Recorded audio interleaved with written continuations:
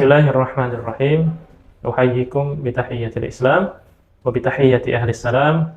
Assalamualaikum warahmatullahi wabarakatuh. Alhamdulillah, alhamdulillahi wa kafa, wassalatu wassalamu ala nabiyyina al-mustafa wa ala alihi wa ashabihi wa man iqtafa. Amma ba'du. Alhamdulillah, sahabat iman sekalian dimanapun berada, mudah-mudahan kita seluruhnya senantiasa selalu dalam rahmat dan lindungan Allah Subhanahu wa Ta'ala. Perkenalkan, nama saya Adib Robbani, salah satu dari mu'adib di Sekolah Adab Insan Mulia Depok. Di kesempatan yang singkat ini, saya ingin membagi pengalaman saya yang saya dapatkan di sekolahadab.id.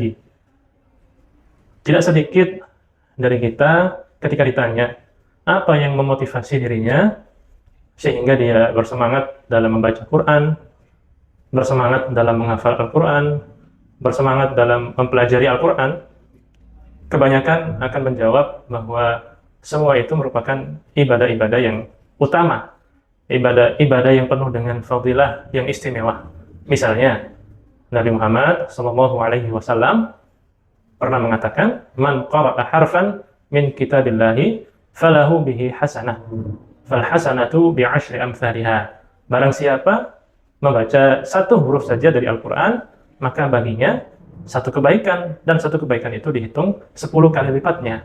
Juga Nabi pernah mengatakan, "Iqra'ul Qur'an fa innahu ya'ti yaumal qiyamati syafi'an li ashabih." Bacalah Al-Quran, karena sesungguhnya Al-Quran itu nanti akan datang menjadi penolong bagi yang membacanya. Dan masih banyak sekali keutamaan lain yang bisa kita dapatkan daripada ibadah bersama Al-Quran. Tetapi di antara semua itu, sahabat iman sekalian, ada satu yang sering kita lewatkan, ada satu yang kita lupakan. Padahal Allah Subhanahu wa Ta'ala sendiri yang memerintahkan ini. Ya, di dalam Al-Qur'annya bahkan Allah menekankan dalam beberapa kali. Apa itu? Yaitu mentadabburi Al-Qur'an. Di dalam firman-Nya Allah Subhanahu wa Ta'ala mengatakan, "Afala yatadabbaruna Al-Qur'an?" Adakah mereka itu mau mentadabburi Al-Qur'an, memahaminya, merenunginya, am ala qulubin aqfaluha, atau jangan-jangan hatinya sudah terkunci. Juga dalam ayat yang lain Allah tekankan, "Kitabun anzalnahu ilaika mubarakul liyadabbaru ayatihi wa liyatadzakkara ulul albab." Kitab ini kami turunkan kepadamu wahai Muhammad, mubarakun, dipenuhi dengan keberkahan. Untuk apa? Liyadabbaru ayatihi, agar orang-orang mau mentadabburinya, memahaminya, merenunginya, mengerti arti daripada ayat-ayat di situ. Wa liyatadzakkara ulul albab, dan juga agar orang-orang bisa mengambil pelajaran bagi orang-orang yang mau berpikir. Nah, di Sekolah Adab ya menawarkan satu pengalaman yang sangat luar biasa, yang sangat menarik bagi kita semuanya, bagi para murid-murid, juga bagi para guru-guru. Apa itu? Yaitu pembiasaan mentadabburi Al-Quran. Kita di sekolah dasar ini, sekolahadab.id, mulai dari kelas 1, kelas 2, 3, sampai kelas 6, itu kita sudah mulai dibiasakan untuk mentadabburi Al-Quran. Ya, sesederhana apa yang bisa anak-anak lakukan? Ya, misalnya dengan membaca terjemahnya, kemudian diperkaya oleh ustadz dan ustadzanya untuk memahami kandungannya. Nah, Ibnu Qayyim pernah berkata, merenungi, memahami, mentadabburi Al-Quran akan menumbuhkan iman.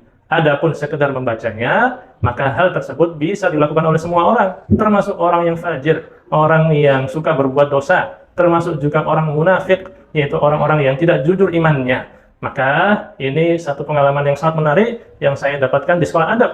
Ya, sebagai seorang beriman, kita jujur imannya, maka selayaknya kita mulai ya memiliki tujuan kepada Al-Quran itu dengan mentadabburinya, memahami artinya. Nah, kalau ada pikiran, oh mentadabburi itu sesuatu yang berat, sesuatu yang susah, nah ini perlu kita luruskan, bahwa mentadabburi itu adalah sesuatu yang sangat mungkin bisa kita lakukan. Yang pertama, yang perlu kita siapkan adalah hati kita. Jadi hati kita harus kita siapkan bahwa kita memohon kepada Allah supaya kita bisa memahami arti kandungan daripada Al-Quran itu sendiri. Yang kedua, mulailah dari surat-surat yang sering kita baca, terutama dalam sholat, berarti surat Al-Fatihah, surat Al-Ikhlas, surat An-Nas, surat Al-Falaq, dan lain-lain. Ya, surat-surat yang sudah kita hafal dan familiar kepada kita. Yang ketiga, cukup baca terjemahnya saja. Ya, insya Allah sebagian banyak ayat-ayat itu bisa kita pahami dengan membaca terjemahnya. Seperti yang dikatakan Ibnu Abbas, bahwa ayat itu ada 4 tafsirnya. Yang pertama, ayat yang pasti bisa dipahami oleh semua orang. Yang kedua, ayat yang hanya bisa dipahami oleh orang-orang yang menguasai ilmu Arab atau bahasa Arab. Yang ketiga, yaitu ayat yang hanya bisa dipahami oleh ulama-ulama yang mendalam ilmunya. Yang keempat, ayat-ayat yang hanya bisa dimengerti dan dipahami oleh Allah Subhanahu wa taala.